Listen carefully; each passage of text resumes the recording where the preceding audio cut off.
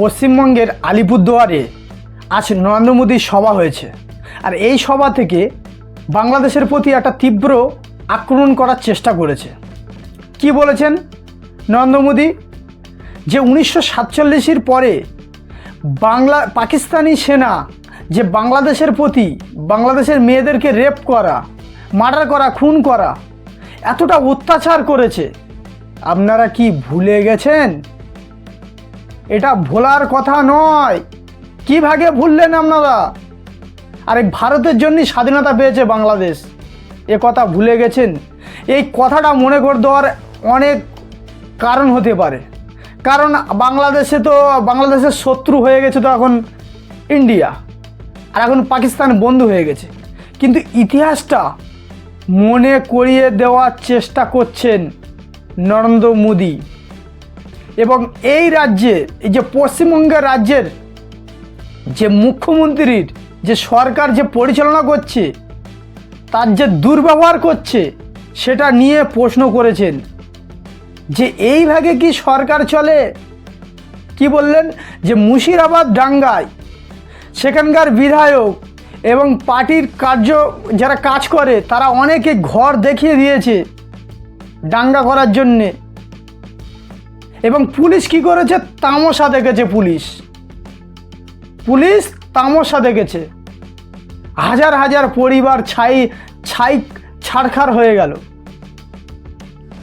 এবং যে এই রাজ্যের যে চাকরির যে দুর্নীতি হয়েছে, হাজার হাজার মানুষের যে চাকরি চলে গেছে, শিক্ষার্থীদের যে চাকরি চলে গেছে, তাদের পরিবারকে অন্ধকারে ফেলে দিয়েছে। এবং শুধু হাজার হাজার পরিবার নয়, পুরো এই রাজ্যের এডুকেশন সিস্টেমকে পুরো বরবাদ করে রেখেছে। এই সভা থেকে তীব্র আক্রমণ করেছেন। এবং পাকিস্তানকেও বলেছে যে পাকিস্তান মাওবাদীদের উৎসাহিত করে এবং বিভিন্ন কার্যকলাপে সহযোগিতা করে। এরকম যদি হয়ে থাকে তাহলে এর আগে আমরা ঘরে ঢুকে তিনবার ঘরে ঢুকে মেরেছি। কি বলেছেন এই সভা থেকে নরেন্দ্র মোদী? আপনাদেরকে শোনাবো, চলুন শুনে নিই।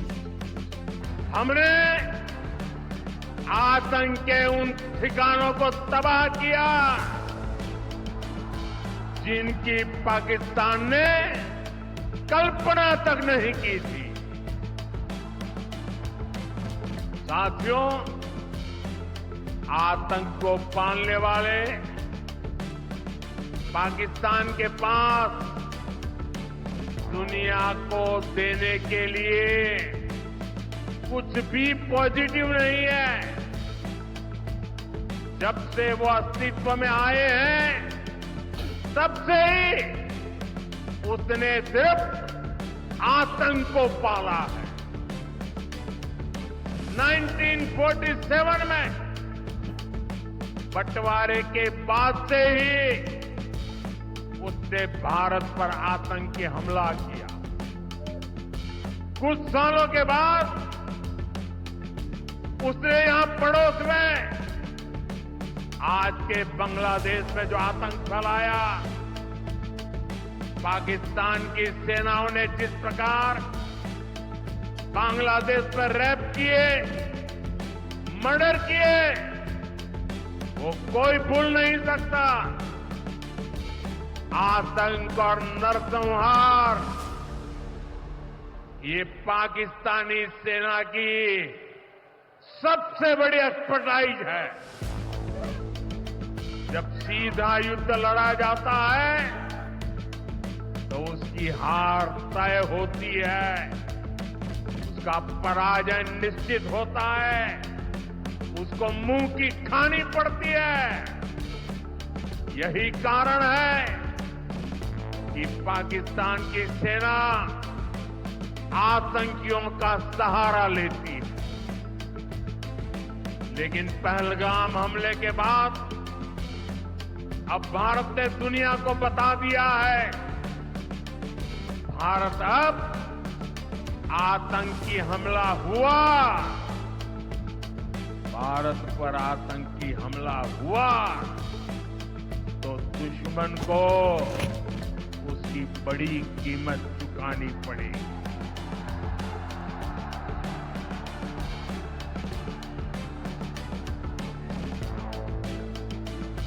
और पाकिस्तान समझ ले 3 बार घर में घुस करके मारा है। साथियों, यहां मुर्शिदाबाद में जो कुछ हुआ, मालदा में जो कुछ हुआ, वो यहां की सरकार की निर्ममता का उदाहरण है। दंगों में गरीब माताओं बहनों की जीवन भर की पूंजी राख कर दी गई। तुष्टीकरण के नाम पर गुंडागिर्दी को खुली छूट दे दी गई। जब सरकार चलाने वाले एक पार्टी के लोग, विधायक, कॉरपोरेटर ही लोगों के घरों को चिन्हित करके जलाते हैं और पुलिस तमाशा देखती है, तो उस भयावह स्थिति की कल्पना की जा सकती है। मैं बंगाल की भद्र जनता से पूछता हूं, क्या सरकारें ऐसे चलती हैं? यही भावे छोड़कर चलेगी? पूरा असर नौजवानों पर पड़ता है, गरीब और मिडिल क्लास परिवारों पर होता है। भ्रष्टाचार कैसे चारों तरफ बर्बादी लाता है, ये हमने टीचर भर्ती घोटाले में देखा है। टीएमसी सरकार ने अपने शासनकाल में हजारों टीचर्स का फ्यूचर बर्बाद कर दिया, उनके परिवारों को तबाह कर दिया, उनके बच्चों को असहाय छोड़ दिया। टीएमसी के घोटालेबाजों ने सैकड़ों गरीब परिवार के बेटे बेटियों को अंधकार में धकेल दिया है। ये सिर्फ कुछ हजार टीचर्स के भविष्य के साथ खिलवाड़ नहीं है, बल्कि पश्चिम बंगाल के पूरे एजुकेशन सिस्टम को बर्बाद किया जा रहा है। প্রথমেই বলি যে বাংলাদেশ যে ভারত বিভিন্ন রকম ভাগে যে বাংলাদেশের হেল্প করে এসছে, সব রকম ভাগে হেল্প করে এসছে, কিন্তু ভারত আর সেই সাহায্যর হাত বাড়িয়ে দেবে না। কারণ বাংলাদেশের মানুষ ভুলে গেছে, তবু মনে করিয়ে দেওয়ার চেষ্টা করেছেন। ভারতের প্রধানমন্ত্রী নরেন্দ্র মোদী মনে করে দেওয়ার চেষ্টা করেছেন যে এতটা অত্যাচার হয়েছে, আপনারা ভুলে গেছেন। হ্যাঁ, মনে করে দেওয়ার চেষ্টা করেছেন। কেন এইসব কথা মনে করে দিচ্ছে এটা একটা প্রশ্ন। কারণ বাংলাদেশের থেকে দেখবেন যে 7 সিস্টার দখল করে নেবো, কলকাতা দখল করে নেবো, হ্যাঁ, বিভিন্ন রকম উস্কানিমূলক কথা। ভারত প্রথমে কি করে বলো তো? ওয়ার্নিং দেয়। ওয়ার্নিং মানে বোঝো তো? প্রথমে ওয়ার্নিং দেয়, প্রথমে বোঝায়, তারপরে ওয়ার্নিং দেয়, তারপরে অ্যাকশন শুরু করে। বুঝেছেন? প্রথমে হলো এই যে এটা বোঝানো হলো, এর পরের বারে হবে ওয়ার্নিং, তারপরে বারে পুরো ডাইরেক্ট অ্যাকশান। তাহলে আপনাদের সাথে ভারতের মানে অ্যাকশান করার কোনো প্রয়োজন মনে হয় না, কোনো প্রয়োজন মনে হয় না। আপনারা জানেন তো যে বাংলাদেশিদেরকে বলছি, আপনারা জানেন তো যে বাংলাদেশের থেকে পাকিস্তান সব দিক থেকে এগিয়ে আছে, আর তার থেকেও এগিয়ে আছে ভারত। কিন্তু সেই পাকিস্তান পাকিস্তানের ঘরে ঢুকে 3বার মেরে এসছে ভারত। তা আপনারা এই যে লাফালাফি করছেন, আপনারা পারবেন তো ভারতের সাথে লড়াই করতে? তাই নরেন্দ্র মোদী বোঝানোর চেষ্টা করছেন যে ইতিহাস কি ভুলে গেছো?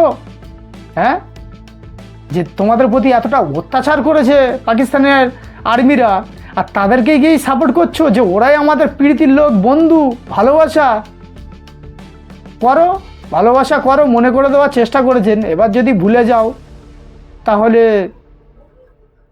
সামনের পরিকল্পনা তিনি করবেন, বুঝতে পারছেন? একটা ছোট্ট করে ইঙ্গিত দিল প্রধানমন্ত্রী। এটা বাংলাদেশের প্রতি বললাম। আর ভারত আর এই আমাদের রাজ্যের মুখ্যমন্ত্রীর ওপরে বিশাল মানে রাজ্যের যে সরকার শাসন চলছে, এই সরকার কোনো রকমভাবেই কি চলে? প্রধানমন্ত্রী জিজ্ঞাসা করছেন যে বাংলার জনগণকে আমি জিজ্ঞাসা করছি, এই সরকার কি চলে বাংলায়? যে এত দুর্নীতি, বুঝেছেন? জানেন তো এর আগে কত দুর্নীতি শেষ নেই। রোজ মানে সারদা নারদা কাণ্ড থেকে তারপরে গরু চোর, কয়লা চোর, চাকরি চোর, বিভিন্ন রকম আছে, কোনো শেষ নেই, বললে শেষ হবে না এরকম একটা সিন। তা উনি কিছু কিছু পয়েন্ট উদ্দেশ্য করে বললেন যে এইভাবে কি সরকার চলে?